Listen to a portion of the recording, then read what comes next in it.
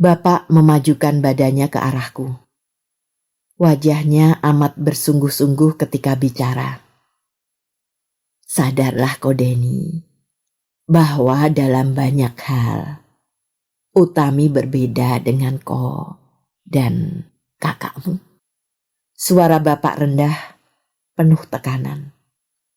Suatu aliran listrik bertegangan ribuan volt membuat tubuhku terlonjak dan hangus oleh rasa terkejut yang luar biasa.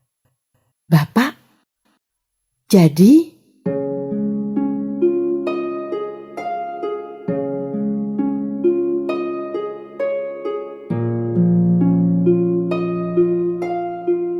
Sekuntum senyum buat Utami. Karya Tuti Nonka. Narator Hanifah Abu Marzuki.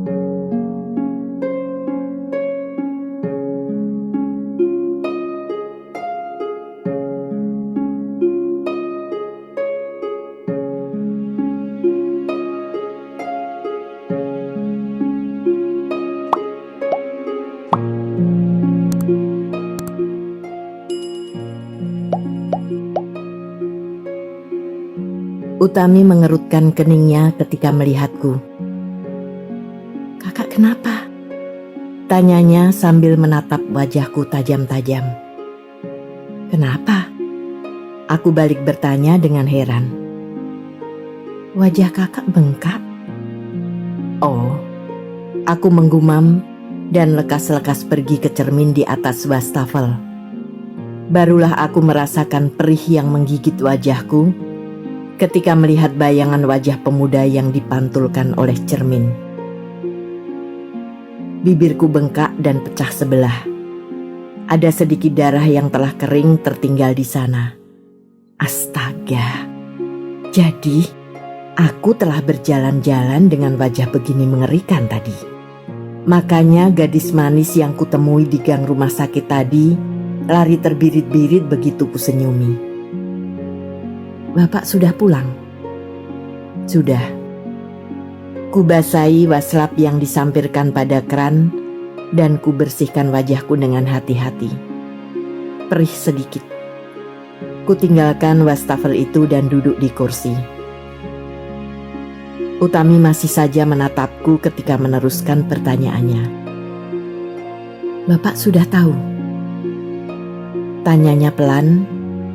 Ada nada cemas tersirat di dalam suaranya. Sudah? Aku mengangguk. Dan kakak dipukulnya, kata Utami murung. Kuraba bibirku yang rasa-rasa jadi 2 kali lebih tebal. Tak apa-apa. Hitung-hitung pijat wajah. Kataku mencoba bergurau. Tapi Utami tidak tertawa. Wajahnya tetap suram ketika bertanya. Kenapa kakak yang dipukul? Yang salah, yang pantas dimarahi adalah aku, bukan kakak. Kakak sudah berusaha mencegah semuanya, tapi aku bandel. Sudahlah, biar saja. Tuh, aku bawakan nasi goreng dari Bibi. Makanlah. Makanmu tidak diatur kan? Utami mengangguk.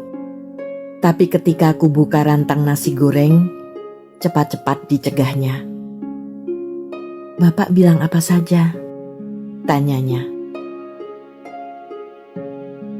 Tidak bilang apa-apa kok. Bohong. Tidak mungkin Bapak diam saja mendengar kabar seperti ini. Kenapa kakak menyembunyikannya dariku? Aku menghela napas. Sejenak aku mengingat-ingat apa saja yang disemprotkan Bapak tadi padaku. Tidak banyak yang dibilang Bapak untukmu. Katanya, sebagai seorang gadis, seharusnya kau bisa menjaga diri. Tidak asal mau, asal senang. Itu saja. Lainnya lebih banyak ditujukan padaku. Nah, Bapak bilang kita ini anak celaka. Ya aku, ya kau. Aku memang celaka. Tapi kakak tidak, desis Utami. Tetapi bagaimana Bapak tidak mencari tahu apa yang menyebabkan aku menjadi anak celaka? Kakak tahu? Persisnya tidak, tapi aku bisa mengira-ngira. Kau kesepian, haus kasih sayang dan perhatian orang tua. Aku juga merasakan seperti itu, Utami. Sepinya rumah kita dari kasih sayang orang tua membuat jiwa kita kering, kosong dan sepi. Dan engkau mencari perhatian serta kasih sayang itu pada orang lain. Sebab aku, satu-satunya saudaramu, tidak dapat mengisi kekosongan hatimu. Beberapa tahun yang lalu, sambung Utami, aku tidak begitu merasa kesepian dengan adanya kakak.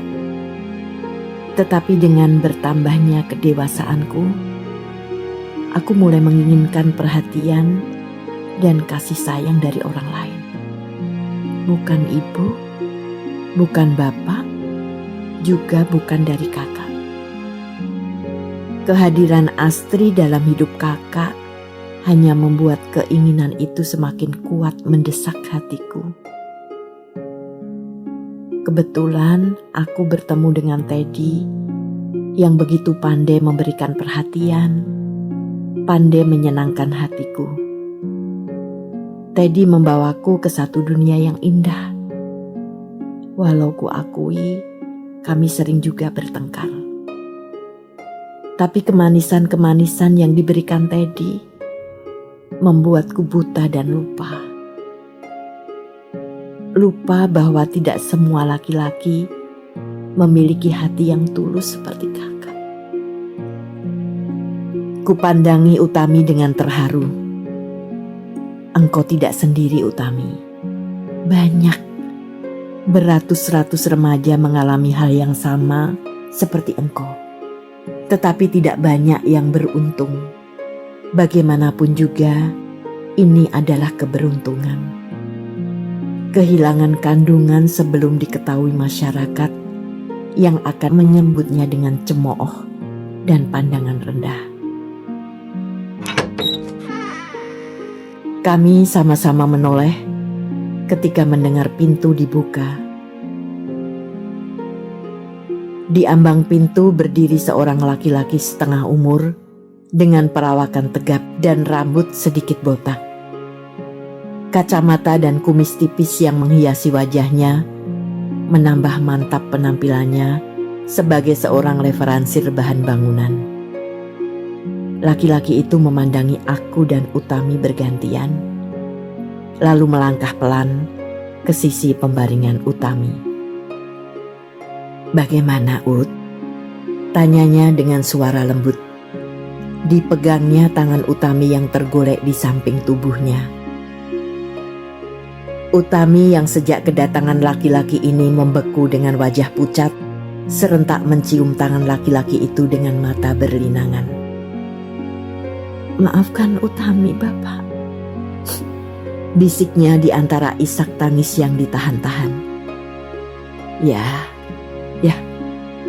Bapak juga bersalah. Kita semuanya bersalah. Keadaan yang sangat jelek telah membuat kau harus menanggung musibah ini. Bersyukurlah Tuhan masih menolongmu, memberi jalan yang baik pada kita untuk keluar dari musibah ini. Kutatap Bapak dengan tidak berkedip. Itukah laki-laki yang beberapa saat yang lalu menyarangkan tinjunya ke wajahku, yang mengatakan aku laki-laki tak berguna, yang mengatakan aku dan Utami sebagai anak-anak celaka?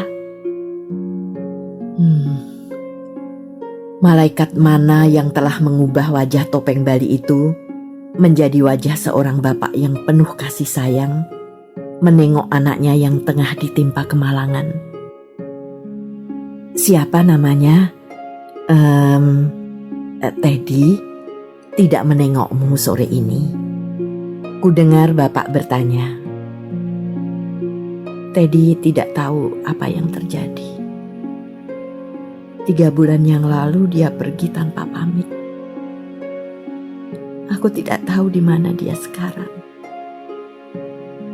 Semoga saja dia selamat, sahut Utami pelan. Semoga saja dia selamat. Ya ampun, Utami. Jadi anak itu pergi begitu saja? Bapak hampir-hampir berteriak. Tidak tahu apa yang terjadi padamu akibat perbuatannya. Engkau benar-benar malang, Utami. Bangsat itu akan kucari sampai ketemu. Dikiranya gampang saja mempermainkan anak orang. Tidak usah, Bapak. Semua toh sudah selesai. Utami ingin menjalani hidup dengan suasana baru. Tidak kembali lagi ke hari-hari kemarin. Tidak kudengar jawab Bapak. Tentunya dia mengangguk-angguk saja.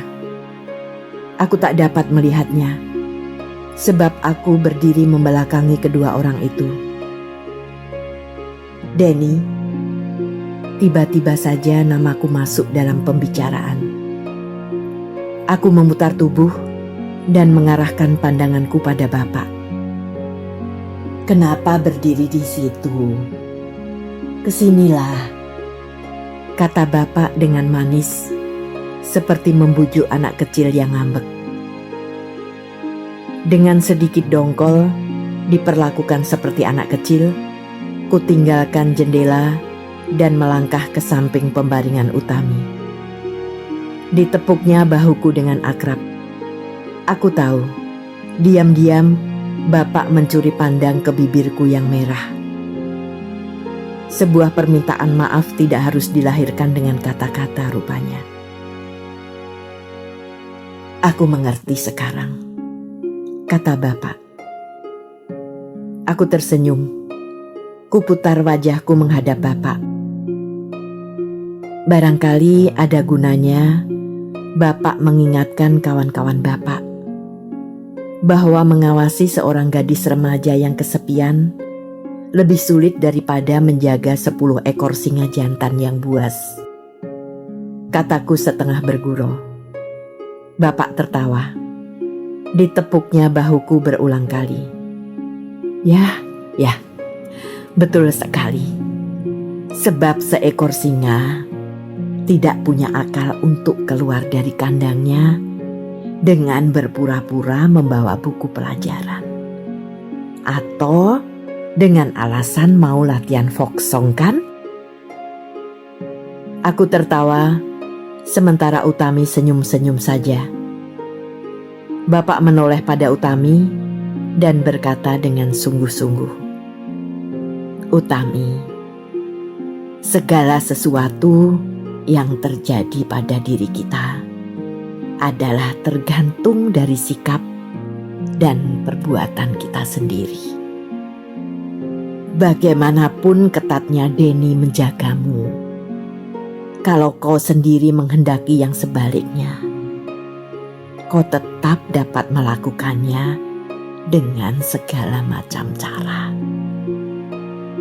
Sebenarnya, tidak ada orang yang dapat menjaga dirimu selain kau sendiri. Karena itu perkuatlah benteng pertahananmu terhadap godaan-godaan dari luar.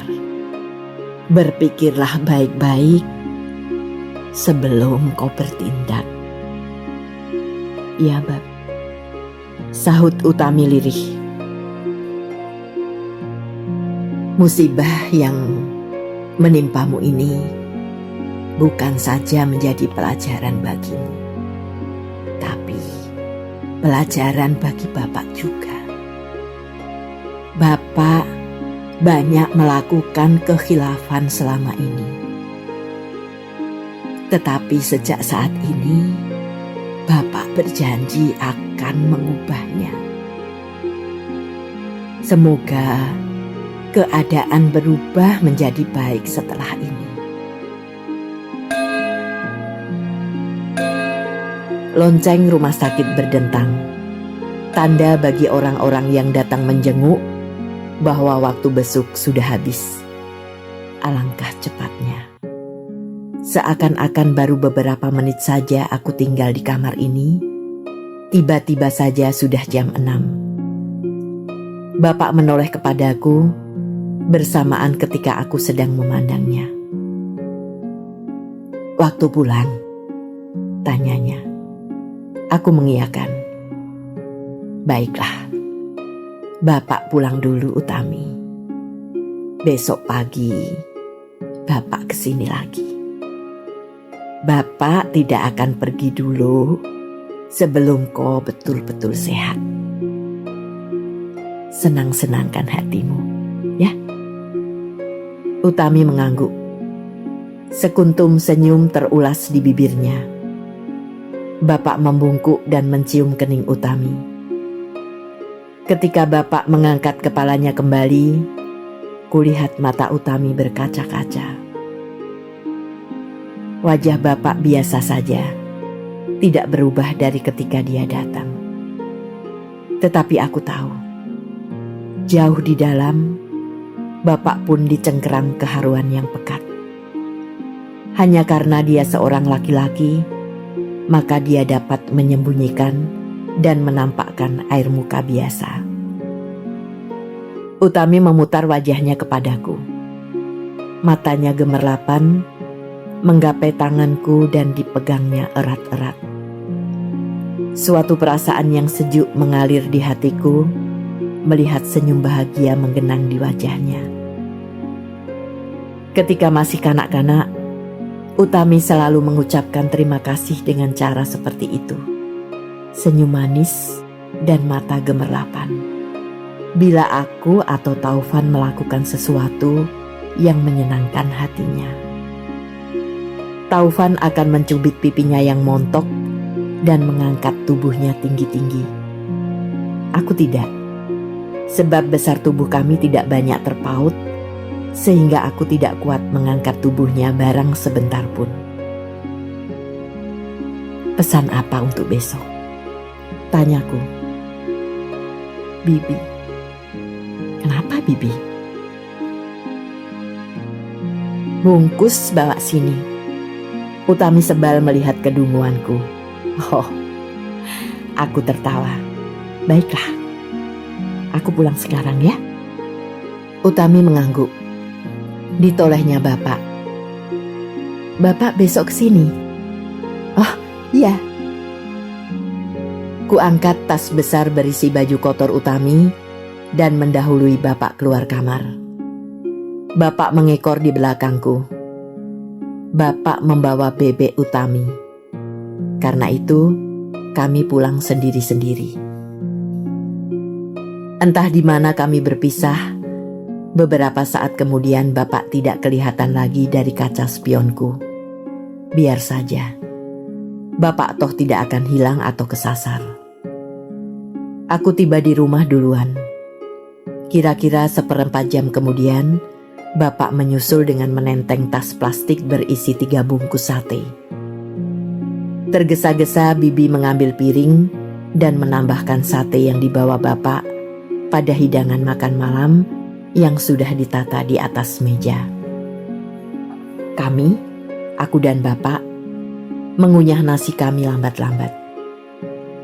Sayang sekali sayur lodeh Bibi yang enak tidak sempat tersendok ke piring kami. Sebenarnya cukup banyak untuk menggembungkan lambungku. Utami masih sering melukis. Tanya Bapak tiba-tiba. Barangkali melihat lukisan jendela kamarku di pagi hari, karya Utami yang tergantung di dinding kamar makan ini. Jarang. Dulu waktu masih sebentar pacaran dengan Teddy, dia rajin sekali melukis. Tapi akhir-akhir ini, apalagi setelah dia mendapat musibah itu, tak pernah lagi. Menurutmu, Bapak menyulut rokok. Dari siapa dia mewarisi bakat seni itu? Dari seluruh keluarga, paman dan bibi-bibi, setauku tidak ada yang mempunyai bakat seni yang begitu kuat seperti Utami. Tetapi itu bisa saja diwarisi dari kakek atau generasi yang lebih atas lagi.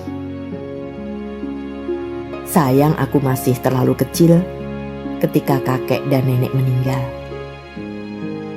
Bapak tentu lebih tahu tentang mereka. Bapak menggeleng. Kakekmu maupun kakek buyutmu tidak mempunyai bakat seni sama sekali, katanya. Kalau begitu dari siapa kira-kira? Tidak mungkin bakat itu muncul begitu saja. Harus ada faktor genetis yang menurunkannya. Tetapi bisa juga bakat itu sebenarnya ada, hanya tidak tergali dan tidak disadari oleh pemiliknya sendiri. Barangkali saja Bapak juga ada bakat melukis. Siapa tahu? Bapak tersenyum. Dilipatnya tangannya sambil menggeleng-geleng. Pandangannya berubah menjadi serius ketika menatapku. Kau kenal wajah Utami dengan baik? Tanyanya. Tentu saja. Aneh sekali pertanyaan Bapak. Apa yang sama dengan kita? Maksudku, apa ciri-ciri wajahnya yang juga dimiliki oleh Taufan, kau, ibumu, atau aku? Alisku terangkat tinggi-tinggi. Aku mengenal wajah Utami seperti mengenal wajahku sendiri. Tetapi untuk membayangkan tiap bagiannya dan membandingkan dengan 4 wajah yang lain, sungguh tidak mudah. Apa-apaan Bapak menanyakan seperti ini? Sebenarnya aku malas meneruskan percakapan ini. Tetapi melihat keseriusan Bapak, segan juga untuk tidak menanggapinya. Bentuk bibir barangkali? Kataku asal bicara. Bapak mengangguk. Lainnya? Astaga, ini benar-benar keterlaluan. Entahlah, rasaku bentuk mata, telinga, atau kepala semua orang sama saja. Sahutku benar-benar mulai jemu. Kau lupa, rambut kita semua ikal, tetapi Utami lurus. Oh ya, betul. Tetapi untuk apa Bapak menanyakan semua itu? Bapak memajukan badannya ke arahku. Wajahnya amat bersungguh-sungguh ketika bicara.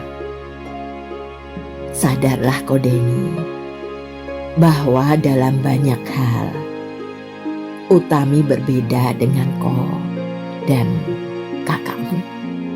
Suara Bapak rendah, penuh tekanan. Suatu aliran listrik bertegangan ribuan volt berpijar dalam diriku, membuat otakku yang dungu terang benderang, membuat tubuhku terlonjak dan hangus oleh rasa terkejut yang luar biasa. Bapak, jadi? Benar Denny, Utami bukan saudara seibu denganmu. Suara Bapak terasa seperti es yang mengguyur tubuhku dari ubun-ubun sampai jari kaki. Aku menggigil. Kursi yang kududuki rasanya melesak jauh ke dalam lantai, bahkan ke dalam bumi. Tubuhku tersandar ke kursi, memandang Bapak dengan keheranan, tidak percaya dan kaget yang hampir-hampir melampaui puncak kesanggupan emosiku. Sebenarnya, aku sudah tidak akan menceritakan hal ini pada siapapun juga sampai aku mati. Aku ingin membawa rahasia ini ke liang kubur supaya mimpi buruk yang bukan mimpi itu tidak merusak ketentraman batin kalian sepanjang umur. Tetapi rupanya aku tidak sanggup. Aku terlalu lemah menanggung beban ini seorang diri. Ceritalah Bapak, desisku sambil berusaha meredakan gejolak yang baru saja membadai dalam diriku. Aku memang akan menceritakan semua ini padamu, Denny. Sebab engkaulah yang paling akrab dengan Utami dan yang dekat dengan aku. Kuharap kau mau menyimpan cerita ini sebagai milik pribadimu. Tetapi kalau suatu saat kau merasa terlalu berat menanggungnya sendiri, seperti yang kualami sekarang, bagilah beban itu dengan Taufan. Tetapi Utami, bagaimanapun juga, sama sekali tidak boleh tahu akan hal ini. Kau mau berjanji? Kepalaku terangguk. Bapak menghela napas dengan lega. Dibenamkannya ujung rokoknya ke dalam asbak dan mulai bercerita dengan suara rendah.